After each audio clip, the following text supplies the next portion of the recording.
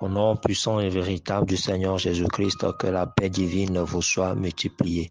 Nous rendons gloire à Dieu pour la faveur qu'il renouvelle encore à notre égard, afin que nous puissions en ce jour d'exhortation et prière présenter nos besoins. Essentiellement, le besoin que nous allons présenter à Dieu aujourd'hui, c'est qu'il nous donne la foi nécessaire pour pouvoir matérialiser, manifester sa gloire dans nos vies. Avant cela, comme il est de coutume, nous allons aborder une courte exhortation. Alors, nous allons intituler notre exhortation Augmente notre foi.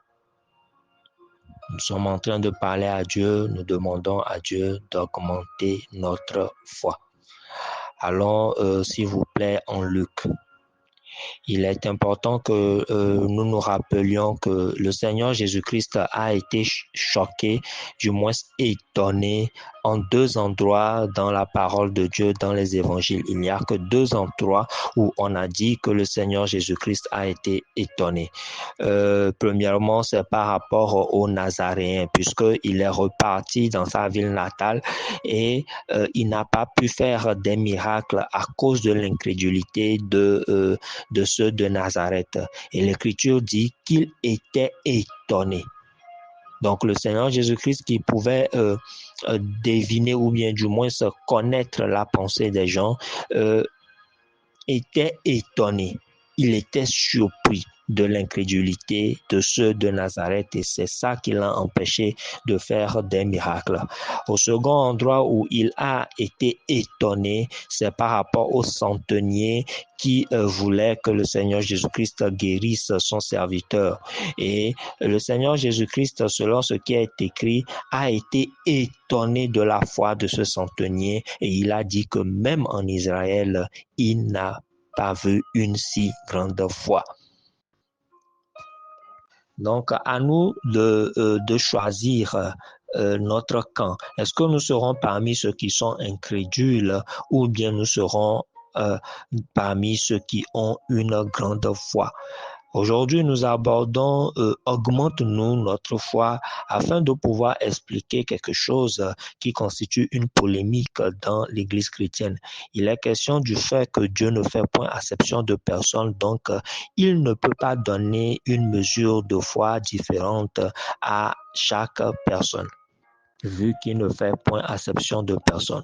Nous aurons l'occasion d'expliquer cette expression Dieu ne fait point acception de personne en prenant en compte les contextes et aussi une autre expression qui fait polémique, c'est que Dieu ne se répand pas. Voilà. Donc, nous expliquerons au temps voulu par le Seigneur ces deux expressions. C'est ne pas comprendre dans les contextes et selon l'usage ces expressions qui font qu'il y a des polémiques à ce sujet. Par rapport à la foi, il est dit par plusieurs hommes de Dieu que nous avons la même mesure de foi. Oui, la foi en esprit. Et c'est pour cela que nous prenons soin de mettre une différence entre la foi qui est la foi que nous recevons en esprit et la foi de l'âme. Nous recevons la même mesure puisque c'est le même esprit. Donc le même esprit, quand nous écoutons la parole de Dieu, met en nous une certaine une foi. Et on peut dire que c'est la même mesure. Mais la foi de l'âme n'est pas la même. La foi de l'âme dépend des dispositions de cœur des gens, de l'expérience des gens et aussi du fait que Dieu dispose leur cœur. Puisque d'une manière ou d'une autre, Dieu dispose les cœurs des gens selon qu'il est écrit que c'est Dieu qui définit notre capacité, c'est lui qui définit notre vouloir et notre faire selon son bon plaisir.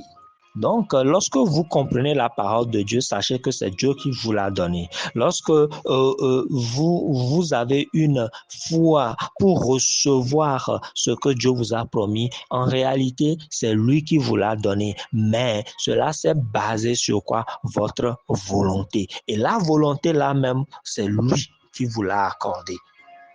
Alors que cela n'étonne personne lorsque nous disons qu'il faut demander à Dieu de nous accorder une foi solide, une foi grande. Lisons tout d'abord Luc 22, les versets 31 et 32.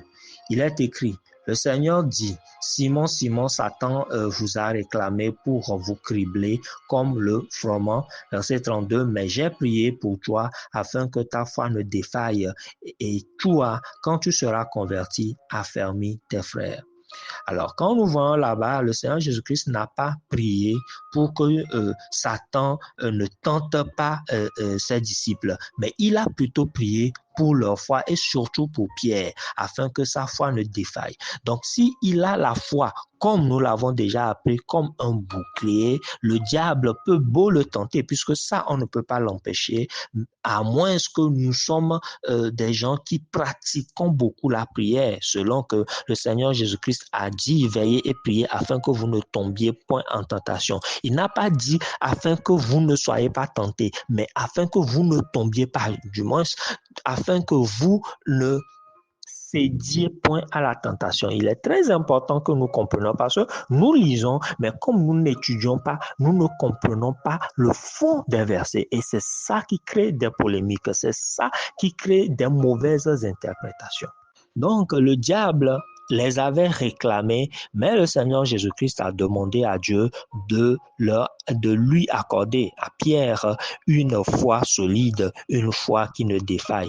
Et il dit quoi? Quand tu seras converti, cela veut dire, et Jésus-Christ prenait en compte le fait que Pierre allait le renier, quand tu seras converti, affermis tes frères. Donc, j'ai la capacité d'affermir votre foi. Vous avez la capacité d'affermir ma foi. C'est pour ça que Dieu nous a créés afin que nous soyons dans une communauté de croyance, afin de pouvoir nous aider les uns les autres. Lorsque l'un tombe, l'autre le relève. Mais l'Écriture dit quoi? Si quelqu'un est seul, qui le relèvera?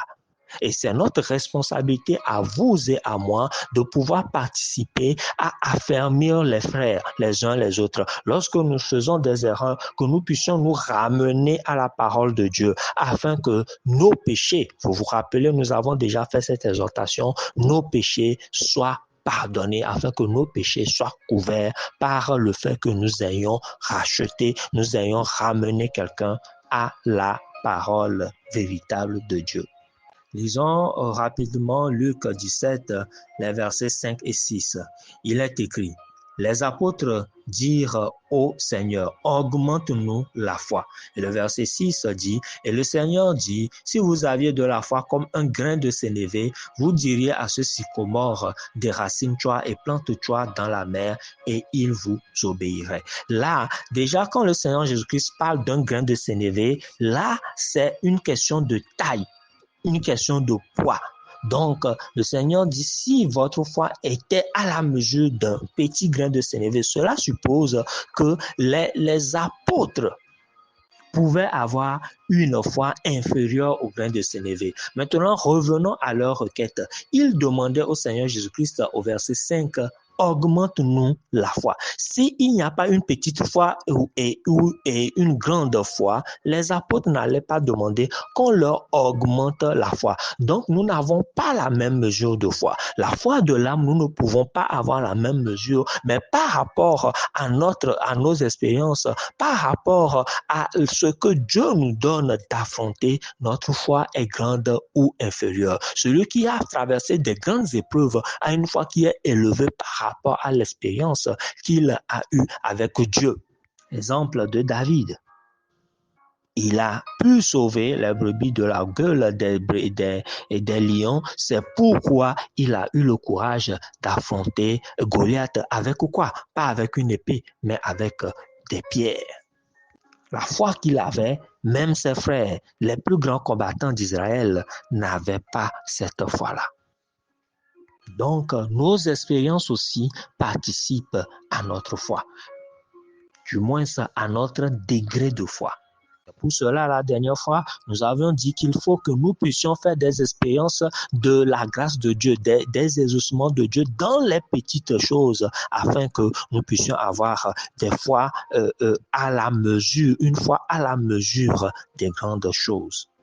Et les apôtres demandaient au Seigneur Jésus-Christ en Luc 17, au Seigneur de leur augmenter la foi parce que le Seigneur Jésus-Christ leur donnait un ordre par rapport au pardon. Et c'est Pierre qui lui demandait combien de fois devrais-je pardonner? Et en répondant à cela, il leur dit que si dans la même journée, quelqu'un péchait contre eux, ou bien quelqu'un faisait quelque chose de mal contre eux et que la personne revenait vers eux et se repentait 7 fois, ils devraient pardonner cette personne 7 fois. C'est quelque chose qui dépasse l'entendement ou bien la capacité humaine. Et c'est suite à cela que les apôtres ont dit augmente-nous la foi. Parce qu'il faut une telle croyance en Dieu et en ses principes pour pouvoir accepter, pardonner quelqu'un qui, dans la même journée, pêche contre vous 7 fois. Et par rapport à cela, il plaît au Seigneur que nous puissions faire une petite parenthèse. Les gens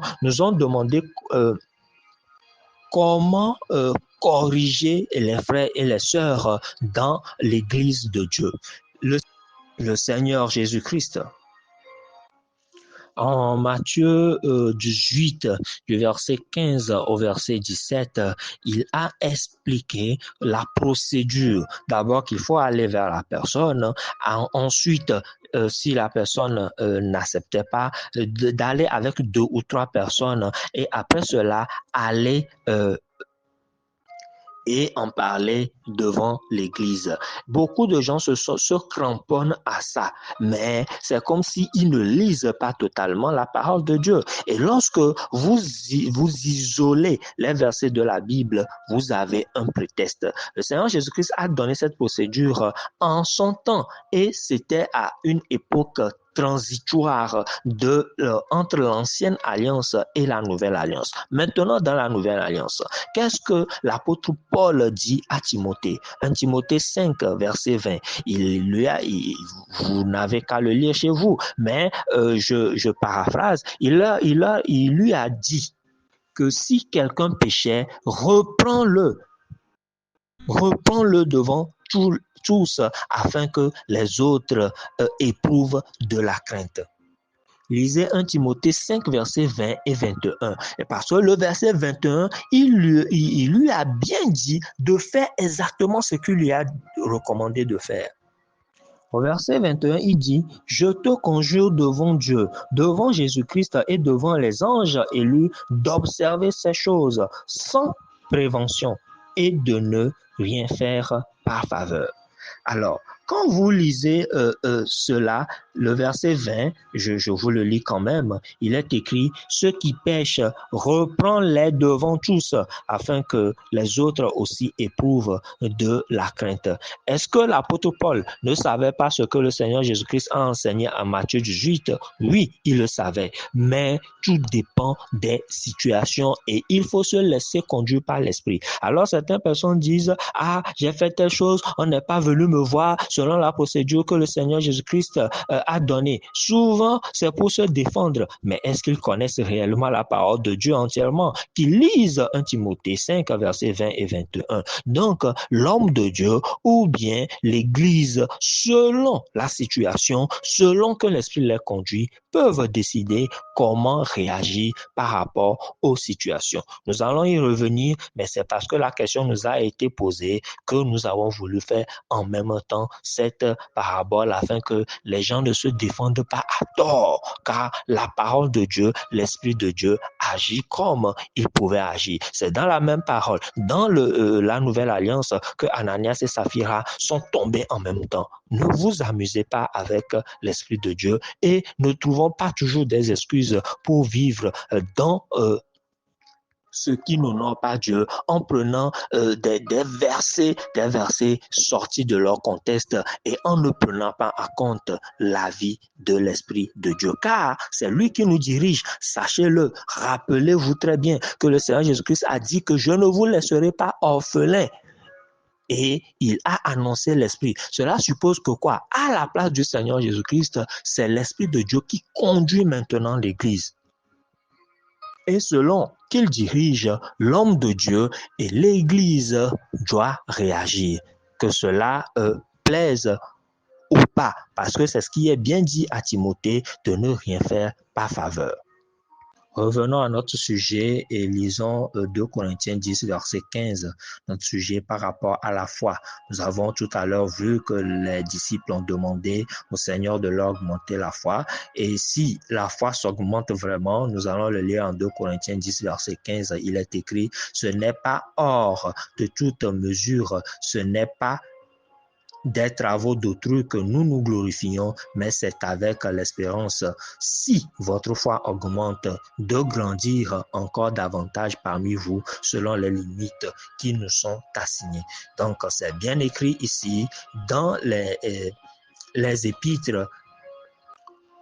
Dans la deuxième lettre de Paul aux Corinthiens, le chapitre 10, verset 15, si votre foi augmente, donc la foi s'augmente, la foi de l'âme s'augmente, et nous faisons toutes ces explications afin que vous puissiez comprendre lorsqu'on vous dit de prier pour votre foi. Vous avez besoin de prier pour votre foi. Vous avez besoin de prier parce que d'abord la foi de l'esprit, ça vient par la parole de Dieu. Et si Dieu n'ouvre pas votre entendement, les gens peuvent écouter, les gens peuvent entendre la parole de Dieu, mais ne pas comprendre réellement ce qui se fait. Alors, si vous avez écouté et que vous avez compris, sachez que c'est Dieu qui vous le donne. Maintenant, Dieu plante sa parole en vous. Dieu plante la foi en vous et ça, tout le monde peut l'avoir. Et nous pouvons dire que c'est la même mesure. Mais maintenant, pour que vous choisissiez et que cela se manifeste au niveau d'abord de l'âme et après dans le monde matériel, ça, c'est un choix que vous devrez faire. Et lorsque vous faites encore ce choix, c'est Dieu qui vous pousse à le faire. Il y a beaucoup de gens que Dieu pousse à pouvoir manifester leur foi, mais les gens refusent. Il y a beaucoup de gens que Dieu pousse à pouvoir manifester la foi, l'action que Dieu demande, mais qu'est-ce qu'ils font? Ils endurcissent leur cœur. Pour tout cela, il faut prier. Il faut que le chrétien contemporain comprenne une chose. Nous ne pouvons rien faire sans Dieu. Comme Jésus-Christ a dit, vous ne pouvez rien faire sans moi. Donc, pour pouvoir faire toutes choses, nous ne pouvons rien faire sans prier. Et quand Dieu, lui, il agit à travers sa parole, qui est le Christ, qui est celui qui a reçu le pouvoir dans votre vie. Et il agit comment? Par l'Esprit qui est en vous. L'Écriture dit que vous savez que Dieu existe en vous, Dieu vit en vous. Par quoi? Par son Esprit qu'il a mis en vous. Et c'est l'Esprit qui vous parle. L'Esprit vous parle de l'intérieur. Nous l'avons déjà expliqué. L'Esprit vous parle plus de l'intérieur parce que dans l'Ancien Testament, il n'était pas en les gens, il était sur eux et il leur parlait de l'extérieur. Mais maintenant, vous n'avez pas à attendre forcément qu'il vous parle de l'extérieur de manière audible, mais il faut que vous puissiez ouvrir les oreilles de votre cœur afin de pouvoir entendre. Et c'est là on demande à Dieu de nous accorder l'entendement spirituel pour pouvoir savoir ce que Dieu veut de nous. Alors, joignez-vous à moi pour la prière pour augmenter notre foi. Au nom du Seigneur Jésus-Christ, le Fils de Dieu, ô Père Tout-Puissant, Créateur des cieux et de la terre, nous vous louons et nos cœurs vous célèbrent. Nous crions par nos âmes vers vous en poussant des cris de joie, des louanges dignes de votre nom. Que tous les habitants de la terre vous louent et que tout ce que vous avez créé célèbre votre nom. Ô Père Saint, nous sommes vos enfants par le Seigneur Jésus-Christ et nous sommes décidés à vous servir d'une manière et d'une autre. Parce que nous savons que c'est vous qui nous avez fait et c'est vous qui êtes l'Éternel, le Dieu des armées, le Créateur de l'univers, et nous vous appartenons. Père Saint, nous sommes votre peuple que vous avez racheté par le grand prix du sang du Seigneur Jésus-Christ. Alors en Christ Jésus, celui qui obtient tout ce qu'il vous demande, en lui, nous venons vers vous, afin que par votre grâce que vous nous accordez en lui, que vous puissiez exaucer nos prières au-delà même de ce que nous demandons ou pensons. Gloire à vous, Père, au siècle des siècles. Car vous êtes bon et votre bonté dure à toujours. Vous êtes fidèle et votre fidélité est de génération en génération. Nous nous présentons devant vous en ce jour. Nous prions pour ce bien-aimé, nous prions pour cette bien-aimée. Cette personne-là qui a besoin d'une santé, cette personne qui a besoin d'une guérison, à quelque endroit de son corps, mais qui manque de foi afin de pouvoir matérialiser, manifester votre gloire dans le domaine de la guérison.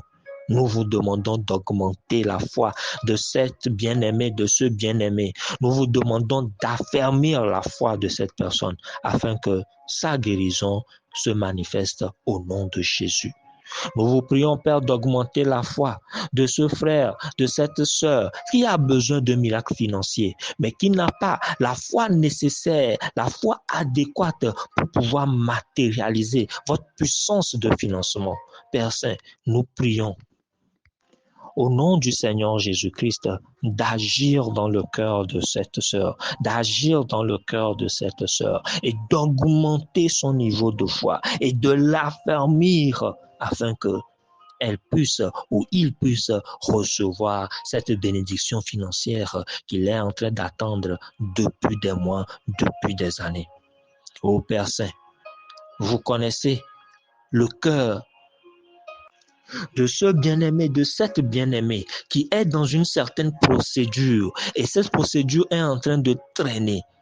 Merci infiniment de ce que si sa foi manque, merci de lui augmenter la foi. Merci de l'aider, non par les épreuves, s'il vous plaît, Père, mais par la connaissance.